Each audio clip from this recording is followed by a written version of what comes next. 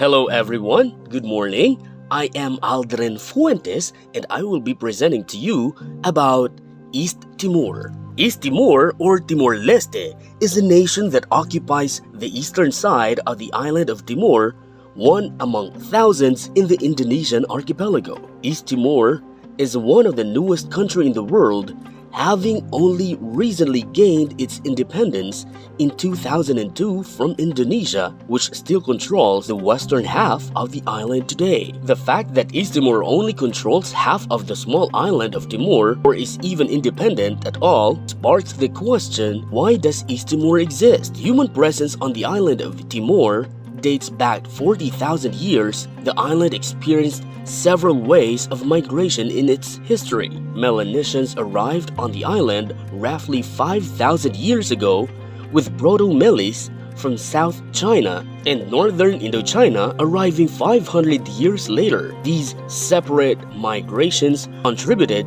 to the great diversity of different languages and cultures on the island.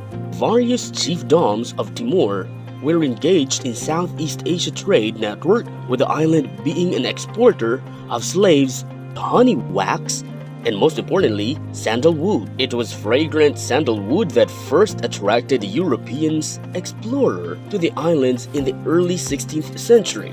Most importantly, the Portuguese. The Portuguese relationship with Timor was largely relegated to trading until the late 16th and early 17th century, when loss of territories in the Indonesian archipelago during war with the Netherlands prompted the Portuguese to strengthen their position on the island. Portuguese influence on Timor was further reduced after the Dutch seizure of Kupang on the west of the island in 1653. The Portuguese consolidated Lifau, and in 1769, the Portuguese relocated their colonial government to Delhi. For most of the 19th century, Timor was neglected by both the Netherlands and Portugal, with a little presence of outside of Kupang and Delhi. Sandalwood had been overexploited and became nearly extinct, diminishing the value of the island for both powers. A Dutch sea captain referred to East Timor as a land forgotten by God and man. Dutch Westmore was little better, having been described as most neglected part of the Netherlands after two treaties in 1859 and 1893. The borders between Dutch West and Portuguese East Timor was formalized, finally being resolved after 1940.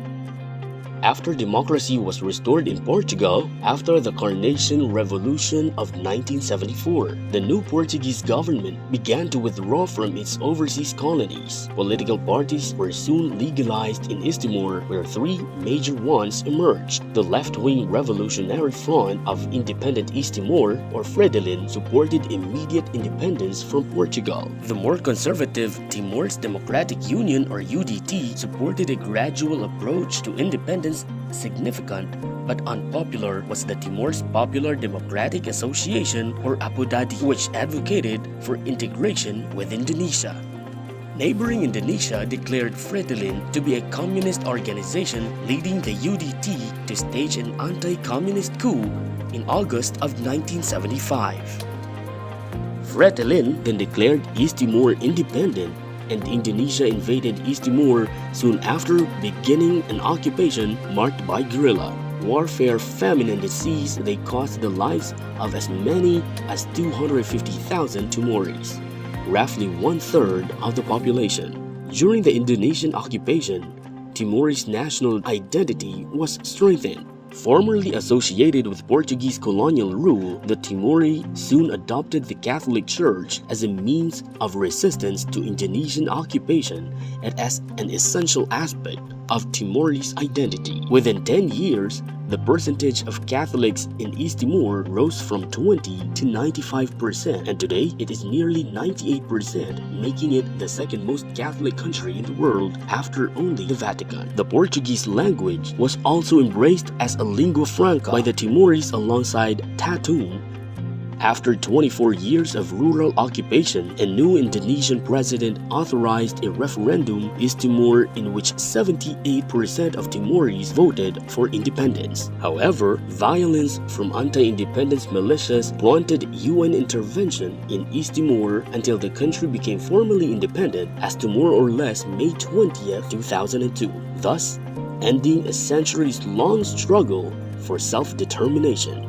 East Timor endured much hardship in its history. The perseverance of the Timorese in spite of foreign occupation and suppression of their unique identity is remarkable. East Timor's fascinating blend of different cultures, languages, and ethnicities united by common Catholic and Lucifer heritage strengthened after decades of brutal occupation, making it clear that East Timor has earned the right to decide its own future.